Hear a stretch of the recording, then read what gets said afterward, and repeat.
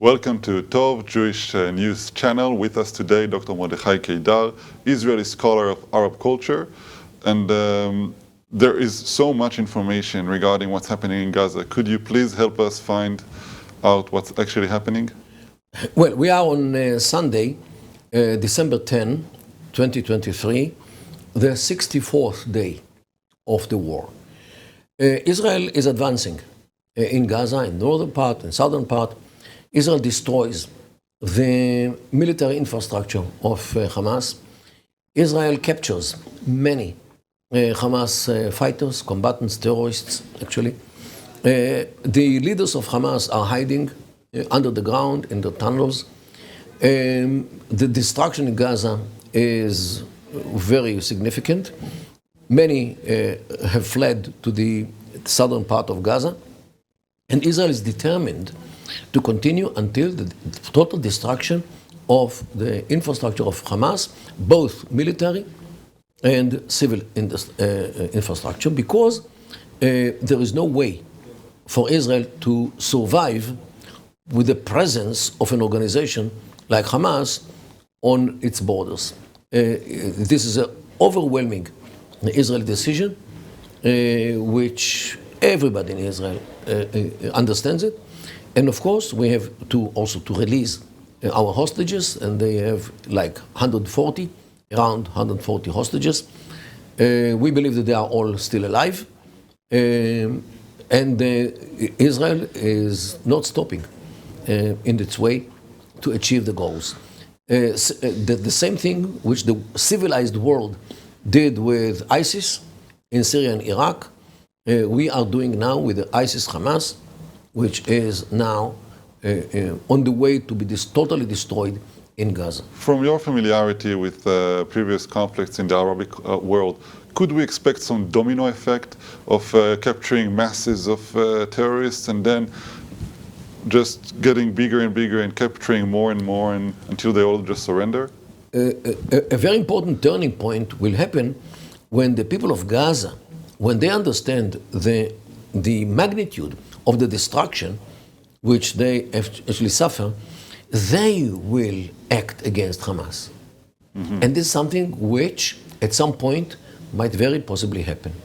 If Israel continues its war, this might push some people who now understand what is the problem, big problem, which they are suffering from because of the behavior of Hamas.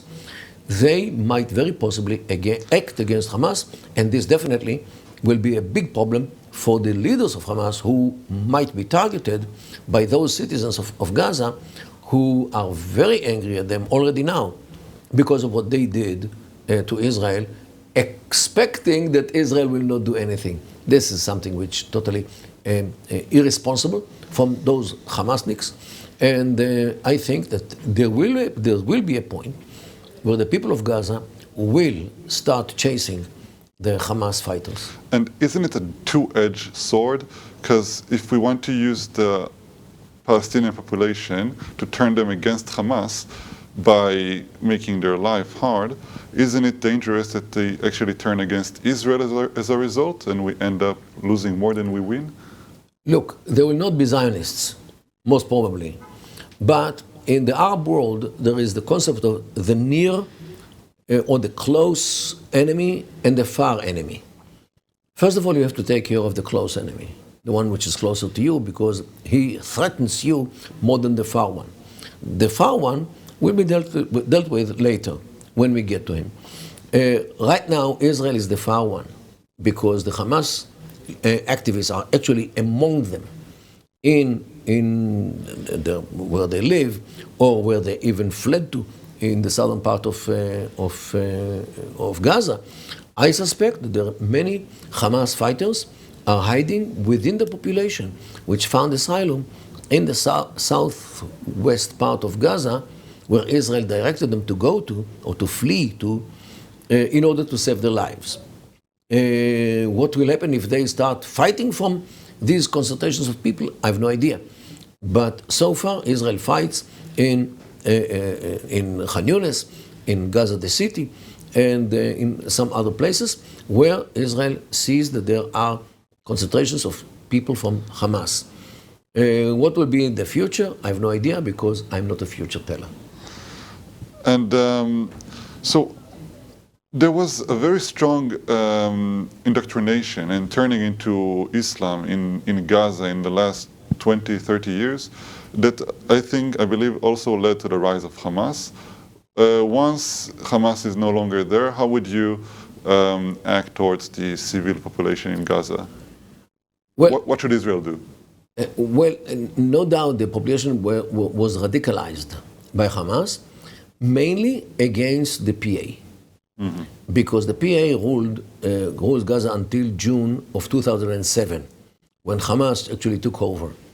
And everybody hated the PA because the PA was something which Israel created in those Oslo agreements, which were signed on the loan of the White House.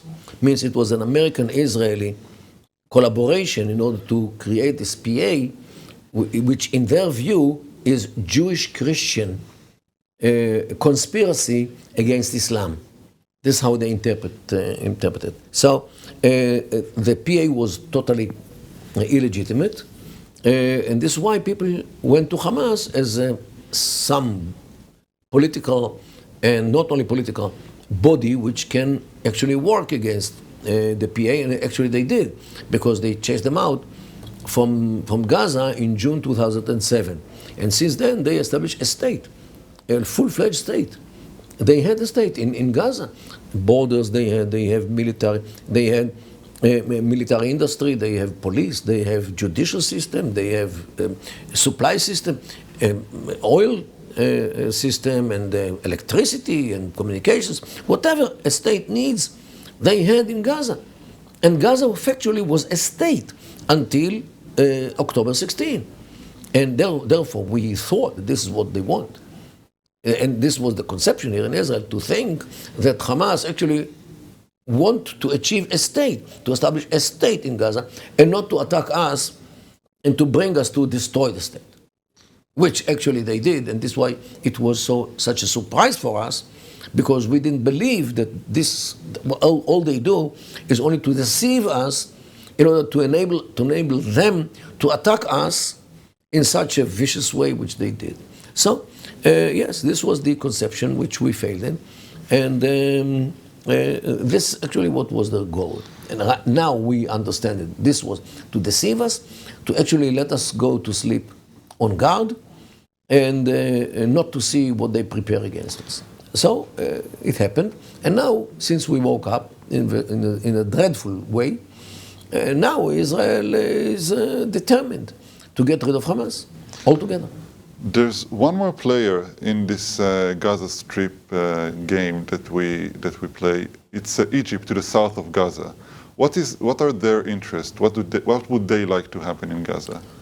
Well, start with this, that they hate Hamas, because Hamas is a terror organization, and they have their own Muslim Brotherhood, which is the ideological brothers of Hamas, because Hamas is also a Muslim Brotherhood organization.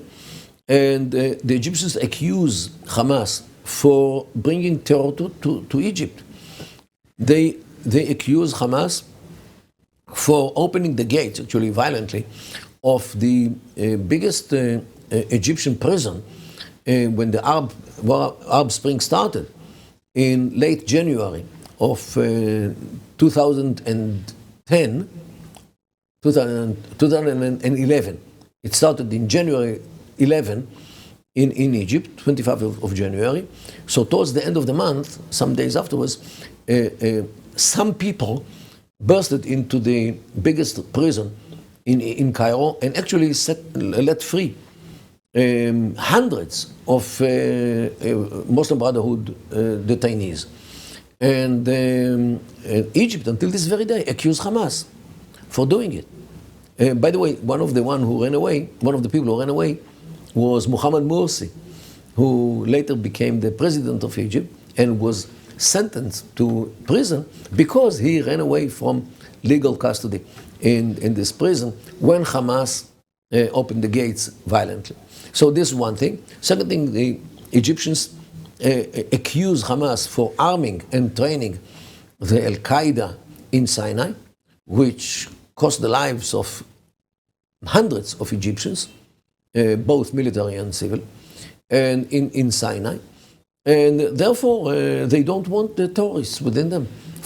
Therefore, for Egypt, a Palestinian influx from Gaza to Egypt is viewed as a threat to the national security of Egypt. So, and they are determined, and believe me, if the soldiers will be ordered to shoot at people who run away from Gaza to Egypt, they will shoot them in no time. Very clear. Okay, thank you again, Dr. Pleasure. Keidar. Please like and subscribe to Channel Tov on YouTube. Thank you very much.